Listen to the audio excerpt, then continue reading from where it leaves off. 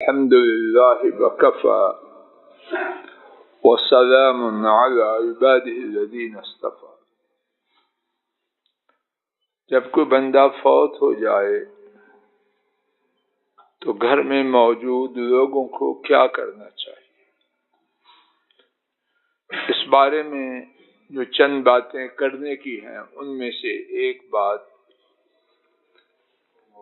میت جب اس کی روح اس کے جسم سے نکلتی ہے تو اس کی آنکھیں اپنی روح کا پیچھا کرتی ہیں، تعاقب کرتی ہیں۔ تو پہلی بات یہ ہے کہ اس کی آنکھوں کو بند کر دینا چاہیے۔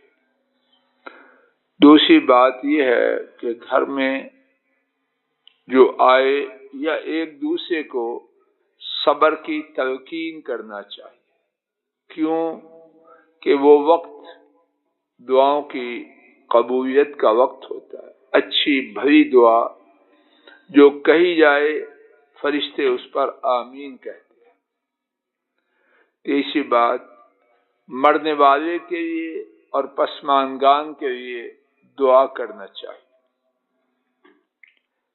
اس بارے میں ایک حدیث شریف سماعت فرمائیے۔ امام مسلم ام سلمہ رضی اللہ تعالی عنہا سے روایت کرتے ہیں، رسول اللہ صلی اللہ علیہ وسلم ابو سلمہ کے پاس تشریف لائے اور ان کی آنکھیں کھلی ہوئی تھی۔ فَأَغْمَضَهُ، تو نبی کریم صلی اللہ علیہ وسلم نے ان کی آنکھوں کو بند کر دیا۔ ثم قال، پھر آپ نے فرمایا، ان الروح اذا قبض تبعه البصر، جب روح قبض کی جاتی ہے تو آنکھ اس کا تعاقب کرتی ہے، پیچھا کرتی ہے۔ فَضَجَّ نَاسٌ مِّنْ أَهْلِهِ، تو ابو سلمہ کے گھر والوں نے چیخ ماری۔ تو آپ نے فرمایا، لا تدعوا على انفسكم الا بخير فان الملائكة يؤمنون على ما تقولون۔ تم اپنی جانوں کے لیے بد دعا نہ کرو، جو تم کہتے ہو فرشتے اس پر آمین کہتے ہیں۔ نوٹ فرمانا، فرشتے جس دعا پر یا بد دعا پر آمین کہیں اس دعا کی قبولیت کے امکانات بہت زیادہ ہوتے ہیں، کیونکہ وہ آمین اللہ کے حکم سے کہتے ہیں۔ اب دعا یا بد دعا بھی اللہ سے اور آمین بھی اللہ کے حکم سے، تو پھر دعا یا بد دعا کی قبولیت کا بہت امکان ہوتا ہے۔ فرمایا، اپنی جانوں کے لیے بد دعا نہ کرو، جو تم کہتے ہو فرشتے اس پر آمین کہتے ہیں۔ اس کے بعد نبی کریم صلی اللہ علیہ وسلم نے دعا کی، اللہم اغفر لأبی سلمہ، اے اللہ ابو سلمہ کو معاف کر دیجیے، وارفع درجتہ فی المہدیین، اور جو ہدایت یافتہ ہیں ان میں اس کے درجہ کو اونچا کیجیے، واخلفہ فی عقبہ فی الغابرین، اور اس کے جو پیچھے ہیں، جو نسل ہے، اس میں شاندار وارث بنیے، واغفر لنا ولہ یا رب العالمین، اے رب العالمین ہمیں اور اس کو معاف کیجیے، وافسح لہ فی قبرہ، اور اس کی قبر کو وسیع فرمائیے، ونور لہ فی، اور اس کی قبر کو روشن فرمائیے۔ دوبارہ سماعت فرمائیے۔ میں نے اس دعا کے 6 حصے کیے۔ پہلا حصہ، اللہم اغفر لأبی سلمہ، اے اللہ ابو سلمہ کو معاف کیجیے۔ دوسرا حصہ، وارفع درجتہ فی المہدیین، اور جو ہدایت یافتہ ہیں ان میں اس کے درجہ کو اونچا کیجیے۔ نمبر 3، وَاخْلُفْ فِي عَقِبِهِ فِي الْغَابِرِينَ، اس کے جو پیچھے اس کی نسل ہے اس میں شاندار وارث ہو جائیے۔ نمبر 4، وَاغْفِرْ لَنَا وَلَهُ، اور ہمیں معاف کر دیجیے اور اسے معاف کر دیجیے۔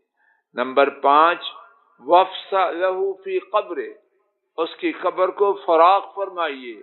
نمبر 6، وَنَوِّرْ لَهُ فِيهِ، اور اس کی قبر کو اس کے لیے روشن فرمائیے۔ یہ ہے بات کرنے کی۔ رونا پیٹنا، بین ماتم، اس سے کیا ملے گا؟ اب اگر پسند کریں تو میرے ساتھ یہ 6 دعائیہ کلمات دہرا لیجیے۔ اللہم اغفر لأبی سلمہ وارفع درجتہ فی المہدیین۔ زین جی سب ساتھی کو، اللہم اغفر لأبی سلمہ وارفع درجتہ فی المہدیین واخلف فی عقبہ فی الغابرین، واخلف فی عقبہ فی الغابرین، واخلف فی عقبہ فی الغابرین۔ اللہم اغفر لأبی سلمہ، اللہم اغفر لأبی سلمہ۔ اب جو فوت ہوگا ابو سلمہ کی جگہ اس کا نام یہ ہے، اللہم اغفر لعبداللہ، اللہم اغفر لعثمان، جو بھی فوت ہو اس کا نام۔ اللہم اغفر لأبی سلمہ، اللہم اغفر لأبی سلمہ وارفع درجتہ فی الغابرین واخلف فی عقبہ واخلف فی عقبہ واخلف فی عقبہ واخلف فی عقبہ فی الغابرین۔ اللہم اغفر لأبی سلمہ، اللہم اغفر لأبی سلمہ، اللہم اغفر لأبی سلمہ وارفع درجتہ فی المہدیین، وارفع درجتہ فی المہدیین، وارفع درجتہ فی المہدیین، واخلف فی عقبہ